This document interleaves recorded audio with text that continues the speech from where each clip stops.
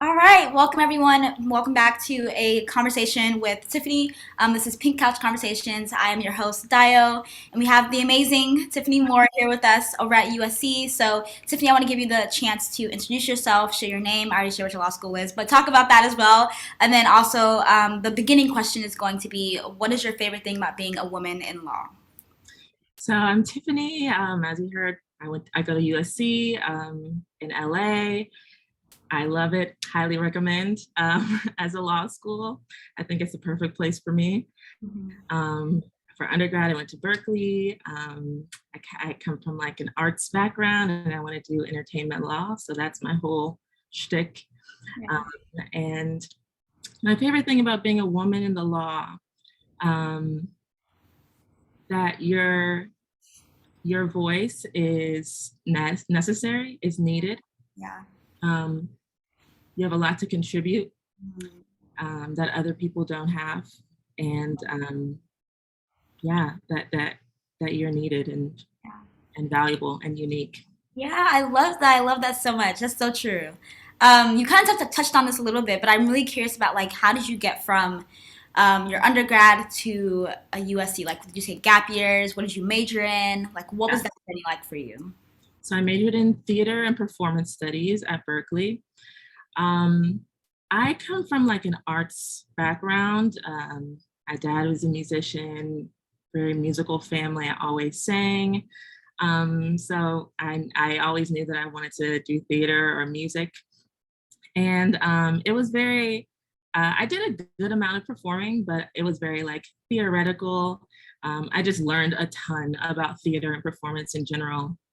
Kind of got more of like a wider view of arts and entertainment and started to do other things in arts and entertainment. So after I graduated, I started thinking about what else I could do for grad school that was kind of related to that field, and still using my interests and things that I'm good at.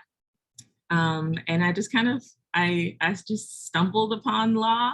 I do have a cousin who's in entertainment law, so he kind of showed me the ropes, and I saw what was possible for me. And it was during COVID, so I had a lot of time to think and try things. So that's how I ended up here at USC. How does your creative background affect the way that you like do law school, if it does at all? For sure, it does. I feel very different from other people in law school. I think a lot of people kind of, not that everyone is the same, but personality wise, I think they're more like each other than I am like them. So, I'm not a very type A personality. When I'm studying, I like to take a lot of breaks. I like to listen to music. I'm like, I want to have fun in all my classes. I don't want to just kind of be an automaton and just cranking out, work and studying. So it does. I think it impacts me in the sense that like I feel more alone, and more different than people, and I feel like sometimes their personalities work better for this field.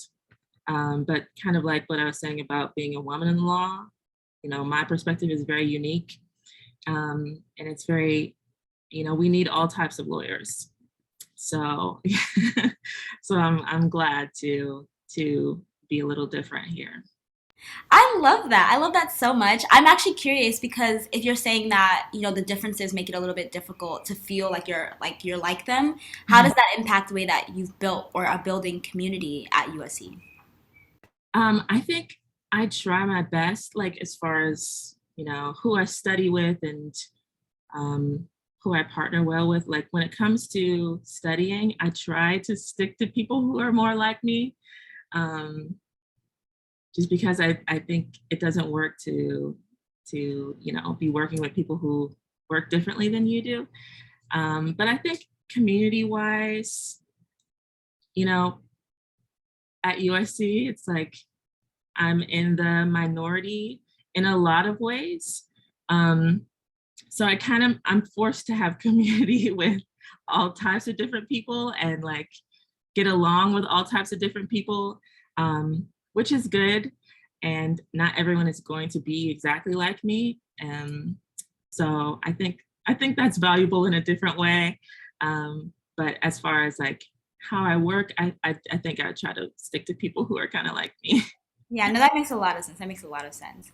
Um, I think also when we talked before, we also talked about not only is your experience of law school different, but even the way that you approach law school is different. We're talking about jobs and how like your job search was not like everyone else, who was trying to go in very specific route. Talk more about like one, what did you do for your summer job? Because you're also a 2L, just like I am. So you had a summer job. What did you do? How did you get there? What were your thoughts, process, how you went there? Yeah, I went into law school knowing for sure that I wanted to do entertainment. But when I got here, like I heard about all these like other things, big law, and I'd never even heard of the term big law before I came to law school. And like that was the thing to do, and like working at a firm and this whole pipeline to get to a firm. And it kind of distracted me for a while during 1L.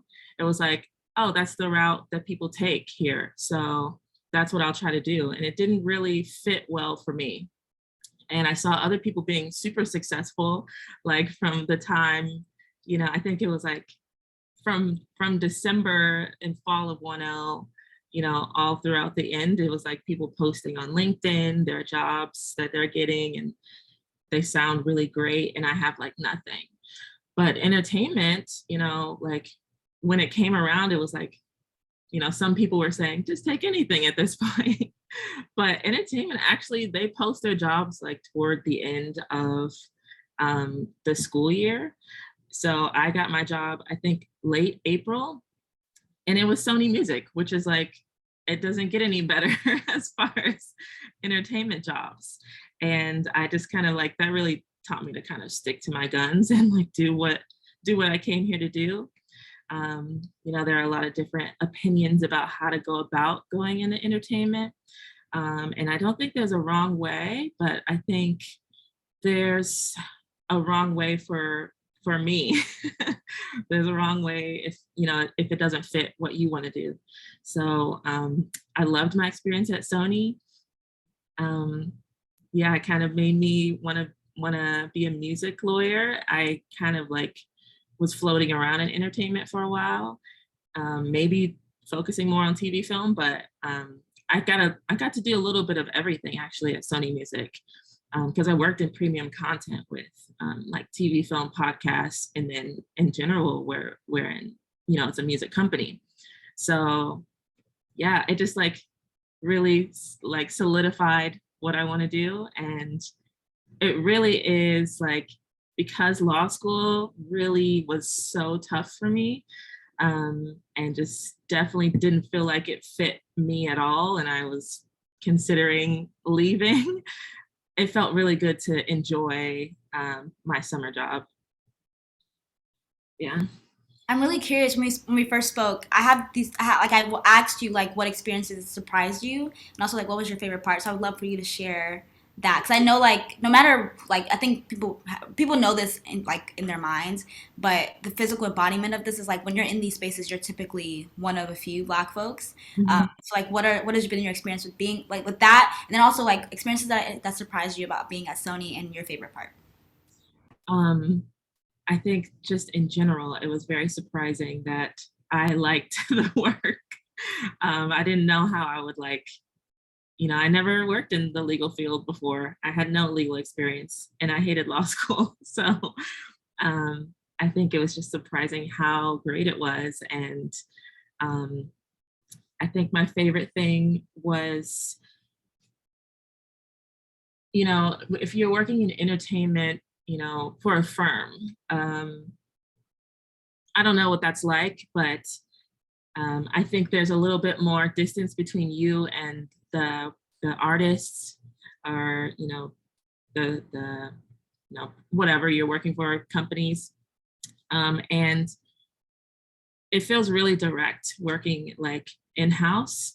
I'm still like, we're talking about music and shows all the time. Like the office is very like, it doesn't feel officey. It feels like you're working at a music company. And we're always going to concerts together. And it just feels like you really are still experiencing arts and entertainment. And that's what I just really loved about it. I'm still at this point kind of open to other entertainment routes, but I'm like, my heart, my heart is leaning toward in-house. Yeah. I love that. That's the thing we have in common. I think that because I know the other path that is common is okay, like work in a big law firm for a couple years and then go in house. And so you're taking like a complete opposite route of like Yeah. possibly try like doing a summer in house is like a really big deal to me because like that's what I was told not to do. So like Yeah. seeing you do it and like it's just I love it. I'm a stan. I love it. So I wanted to kind of go back a little bit and talk about how you were talking about how your cousin is an attorney. What was the influence of knowing a black lawyer on your decision to go to law school? Yeah. Um, I have two lawyers in my family, and in some way, like I always knew it was possible for me, but I also didn't think it was, because I think going back to like personality wise, they seemed very lawyery to me, and I never saw myself that way. Even like the one who works in entertainment, the one, I talk to him the most, obviously, but he's still, he seems like he fits the lawyer thing more than I do. So I just never thought about it for me. And I also didn't know, other than that, I didn't really know Black lawyers. I've met so many since starting law school, so it sounds like unbelievable, but I didn't know any. And I think going through like the LSAT process, um, and applying to schools, I think maybe the biggest barrier is like not really believing it for yourself and like not seeing, how it's a possibility. And sometimes, undergrad, Black undergrads reach out to our BOLSA, and, if I talk to them, they're like, oh, I don't know if I have the right stats, all this. And I'm like hearing all this great stuff about them, and they're, underrepresented. I'm like, you'd be a great fit. And like, I don't think we believe that usually. And we don't see it a lot. So it doesn't make sense, but it's definitely very possible for us. Yeah. No, I love that. I love it's such a mental game. I mean, like applying to law school is a mental game. Being in law school is a mental game. After like it's just a whole it's a whole mental game. Absolutely. Yes. Yeah. I'm curious, you talked about how law school is really, really difficult for you. Most people say that, but I Mhm. think that it sounds like it was like especially difficult, Yeah. like in a different way for you. Yeah. Talk about some of the difficulties that came. Did you struggle with imposter syndrome, anxiety, any of those things? Yeah. All that. um, I think, yeah, in law school, everyone's going to complain about how terrible it is. So it just seems like it's the normal amount of pressure and difficulty, but it was a little too much for me. I had lost my grandmother right before I started law school, and I just wasn't in a good mental place going in. And like, I think that's the number one thing I recommend to people going to law school is try to be in a good, place, try to be regularly seeing a therapist, and dealing with your mental health, because it will be, the situation will be exacerbated by going to law school. Like it will impact your mental health. Um, and yeah, I just was struggling, I think, a little more with the transition and never having done any of this and being overwhelmed mentally. And I didn't realize it until I started kind of seeing the results of like how it was affecting me. And yeah, and I think that was a first. I had been seeing a therapist for a long time, but I just started seeing a psychiatrist during my 1L year, and that was like something I didn't really didn't really want to do, but I was like, things are going badly, so something's got to give. And, I started taking medication. And I think, like, I think there's a lot of stigma, obviously. Um, and for me, I didn't really want to do medication. My family doesn't really like the idea. Um, but you have to do what is best for you. And it doesn't take away the issue at all, but it definitely, getting all the help you need is like highly recommended for law school. And you, by all means, like whatever means you have, get all the help you can to get through law school. And that's what I need to do. And it has helped me a lot. Yeah. Yeah, I remember when we first spoke, you were talking about how you even like are taking advantage of like school accommodations for this. Yes. I talk more about like that. Yeah. Yeah. Um, Accommodations, like, I think,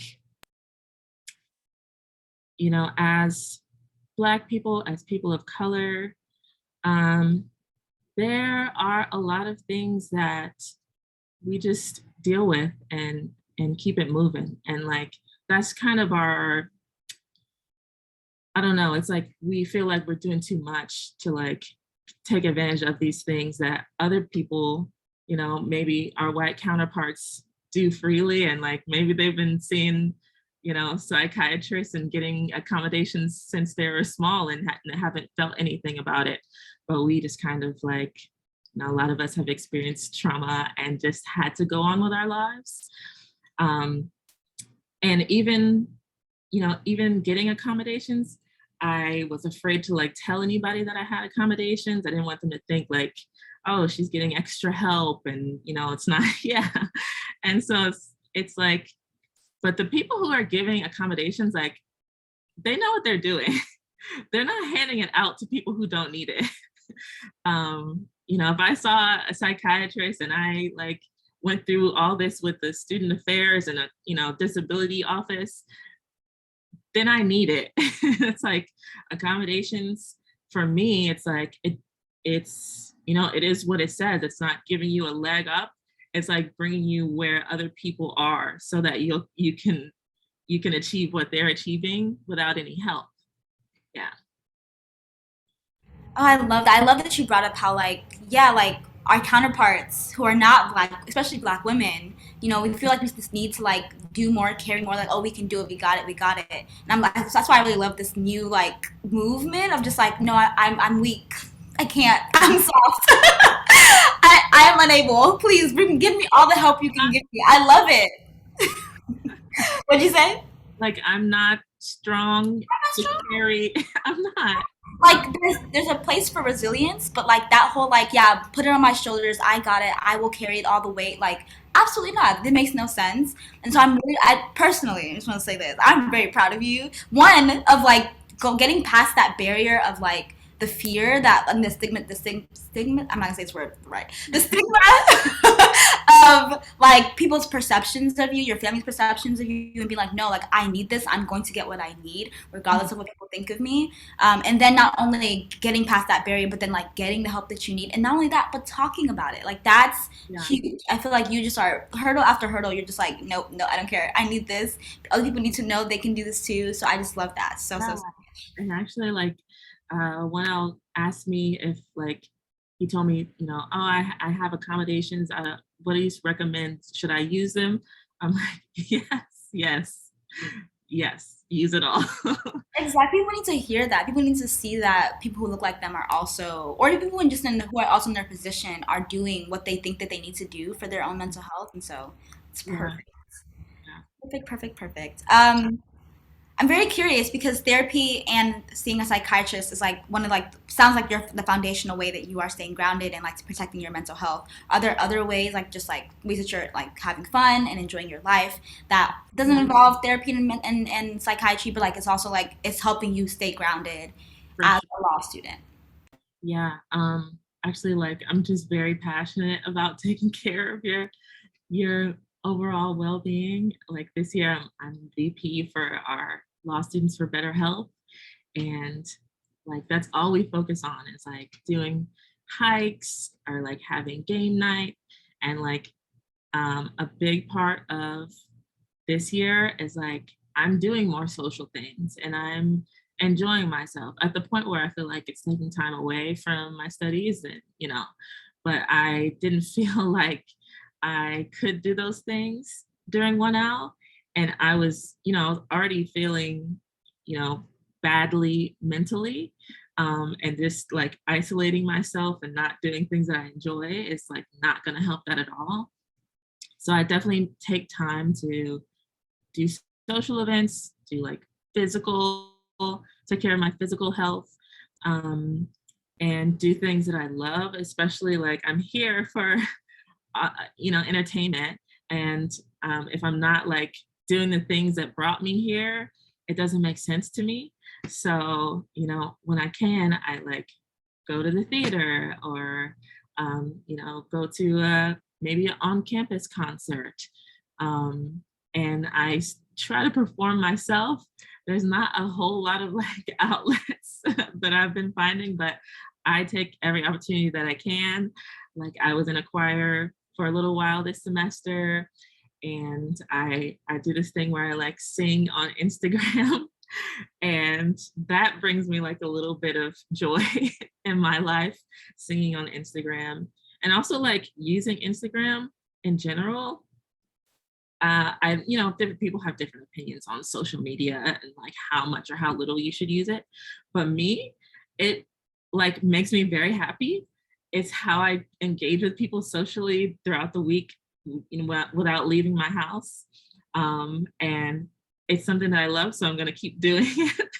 And it's important to know what keeps you grounded and like what keeps you going and motivated without going overboard, taking away from your study time, which I don't feel like I am yet. Thankfully. No, I definitely feel that. I think I've reached that threshold of when it is taken away from my study time because it's just gotten really bad. In the best way though. Like it's like you're having more fun than you are studying, but it's like finals will bring me back to Yeah, where I need to be. it Um, always does. what'd you say? It always does. It always does. So true. Okay, I love that you shared about your singing on Instagram because I was like, yeah, you have to share that. Like, I love that you do that. It's such a like courageous and bold and creative thing that it's hard sometimes to find other law students who are creative and who are like openly expressing that creativity, because you are more than just a law student. Like you have so much more to you than just like your academics. So like meeting people like you who like are intentional about being creative and taking it. I don't know which side of the brain that is. Is it left or right? Which is creative side? I Oh don't know. yeah. Okay. I That's why couldn't tell you. this is why I'm not in that field. But yeah, like taking care of like nurturing and taking care of that creative side and also the analytical side that law school kind of like solidifies in you. I love that. I love that so much. My second to last question that I want to ask you is how has your faith been affected by law school, or how has law school affected your faith? So either way. Um, I think it's the second one. Law school has affected my faith, and I think actually in a positive way, um, because the turbulent 1L year that I had, I needed to rely on God. I needed to like have some peace and like have some community, and have some stability, to keep me in the game. So I kind of felt like I had to go to church and I had to um, have this, I guess, place to go to like have some peace in my life. So that made me more active in church, and like I think it was kind of meant to be because right away, I've been looking for a church in LA for a while, and I just kind of was visiting, and like maybe 2-3 weeks into my 1L year, a friend invited me to her church, and I loved it, and I was like, this is meant to be because I've been searching a long time, and I really feel like this is my church home, and I found it right away to get me through law school. So I really loved that. And yeah, it made me, I don't know if it's like positive that I law school made me have to reach for some kind of solace, but um, that's definitely what happened. It brought me closer to God and really helped my faith. Yeah, I think it's a huge positive thing. I think and you're also not the only one to have said this. Like it is definitely like because of the difficulty of law school, it definitely does make you have to find stability and foundation. And Yes. Christians believe that Christ is that foundation, Christ is that stability. Like there's no sturdier foundation than that. So I Yes. love that that's like sometimes it does take something to like bring you back like down and remind Yes. you like, oh, I actually need this. Like when life is easy, you're not Yes. really thinking about about your need for this foundation, Yeah. the stability. But like when Yeah. things are turbulent, it's like you need something that you can just stand on that you know is not gonna buckle under your feet. And that's what our faith is. So yeah. Yeah. Yeah. Yes. You said it perfectly. Sis. Okay. Last question for you as we close is what would you do differently if you could start your 1L year again? Hmm. I okay. 1L year, I just was so terrified of cold calls. Like that was my whole I think that was most of my anxiety. Um, Feeling like I'm gonna sound really dumb in front of all these smart people. So I think I would like try my best not to focus too much on cold calls and like realize that I'm trying my best and nobody sounds great. Also, I think going to social events and meeting those people normalizes them for me. And it's like they're just as smart, I'm just as smart as they are. We're all on the same level. And I'm like really elevating them in my mind. And it's not really like that. Um, and I think also getting those accommodations earlier would have really helped. And just knowing that I would have to rely on the things that I relied on sooner with my mental health and having a sense of community on campus, and also taking time to enjoy myself more in 1L. I don't think I ever made time to really enjoy myself other than on Instagram. But I think it's made a big difference for me for this year. So I would go back and tell 1L Tiffany to have fun. Those are really really good tips. I really really love all of those because I think that in hindsight, we can say those things, but like when one else are in it, it's like I don't have the time. Like, and I think the first point about like the comparison during cold calls, I think when we first spoke, one line that you said that stuck with me was like you're in the room with the best of the best. Intimidation is going. You're going to feel that intimidation, but Mm, then that point you just made about meeting them in person and just like hanging out with them as people, like mhm. that is a really good tip to just like lessen that pressure and that intimidation when you're around them in professional settings. Because honestly, when lawyers get loose, like it's really interesting. Or law students, we Yeah, say law students because we're not lawyers yet, but like when law students get loose, when they are not in that professional setting, they really do like come down and they just yeah, don't have that poise anymore, which is a good thing because it's like now you can just be human. You can yeah, be human. Yeah. exactly. Yeah. Yeah. And there are so many times that like I'm having conversations with them and we're like they're telling me about their background and it sounds a lot like my, background, all the things that I've accomplished. So I'm like, we're kind of this in the same boat. No, Yeah. seriously, the comparison is really difficult in law school, but you gave amazing tips. I'm so glad that you said that. All right, Tiffany, this was amazing. I want to say thank you so much. We actually, people who are watching, me and Tiffany actually got to meet in person in LA. Got to hang out and have dinner. That was really fun. That was great. It was great meeting you in person. Yes. And you've been like an Instagram friend at this point. Like that's the energy. I really appreciated all the encounters, all the conversations. You are amazing. Thank you for taking the time to You talk today. inviting me. You're amazing too. Thank you. Thank Thank you. you.